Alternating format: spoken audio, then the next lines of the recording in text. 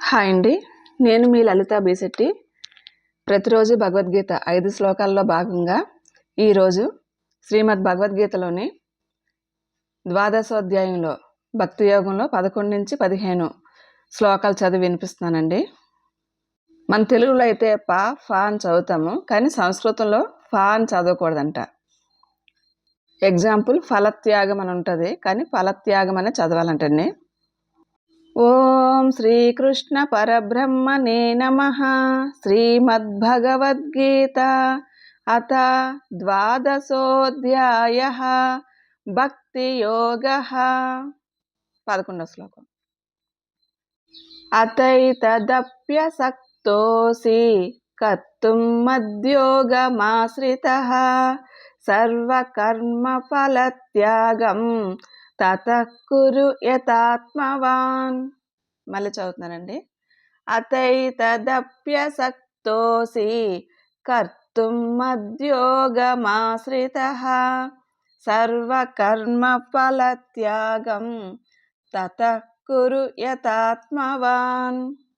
దీని అర్థం, నా కొరకై కర్మలు ఆచరించడానికి కూడా నీవు అసమర్థుడైనట్లయితే నన్ను శరణ పొంది నీ కోసం చేసే కర్మలన్నిటినీ నాకు సమర్పించి ఆ సమస్త కర్మల ఫలాన్ని త్యజించు. శ్రేయో హి జ్ఞానమభ్యాసాత్ జ్ఞానాధ్యానం విశిష్యతే ధ్యానాత్ కర్మఫలత్యాగః త్యాగాశ్చాంతిరనంతరం. మళ్ళీ చదువుతున్నానండి. శ్రేయో హి జ్ఞానమభ్యాసాత్ జ్ఞానాధ్యానం విశిష్యతే ధ్యానాత్ కర్మఫలత్యాగః త్యాగాశ్చాంతిరనంతరం. దీని అర్థం, అభ్యాసం కంటే జ్ఞానం మేలు, జ్ఞానానికన్నా ధ్యానం శ్రేయస్కరం, ధ్యానానికన్నా కర్మ ఫలత్యాగం ఎక్కువైనది. ఈ త్యాగం వల్ల తర్వాత శాంతి ఇంకా మోక్షం కూడా కలుగుతుంది. 13వ శ్లోకం. అద్వేష్ట సర్వభూతానాం మైత్ర కరుణ ఏవ చ నిర్మమో నిరహంకారః సమదుఃఖ సుఖక్షమీ. మళ్ళీ చదువుతున్నానండి.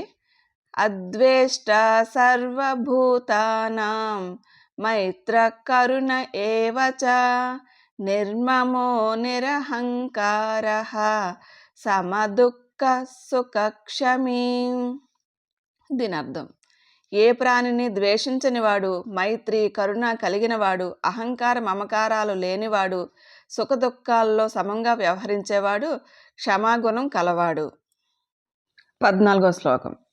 సంతుష్ట సతతం యోగి యతాత్మా దృఢ నిశ్చయః మయ్యర్పిత మనో బుద్ధిః యో మద్భక్త సమే ప్రియః. మళ్ళీ చదువుతున్నానండి. సంతుష్ట సతతం యోగి యతాత్మా దృఢ నిశ్చయః మయ్యర్పిత మనో బుద్ధిః యో మద్భక్త సమే ప్రియః. దీని అర్థం, నిత్యము సంతుష్టుడై యోగి అయి మనోనిగ్రహం కలవాడై దృఢమైన నిశ్చయంతో మనోబుద్ధుల్ని నాకు అర్పించిన నా భక్తుడు నాకు ప్రియుడు. 15వ శ్లోకం. యస్మాన్నో ద్విజతే లోకః లోకాన్నో ద్విజతే చ యః హర్షామర్షభయోద్వేగైః ముక్తో యస్స చ మే ప్రియః. మళ్ళీ చదువుతానండి. యస్మాన్నో ద్విజతే లోకః లోకాన్నో ద్విజతే చ యః హర్షామర్షభయోద్వేగైః ముక్తో యస్స చ మే ప్రియః.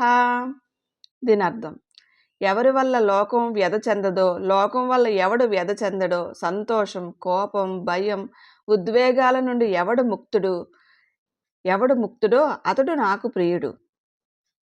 థ్యాంక్స్ ఫర్ లిజనింగ్ అండి. లోకా సంస్థ సుఖినో భవంతు. రేపటి అధ్యాయంలో 16 నుంచి 20 వరకు చదివి వినిపిస్తానండి.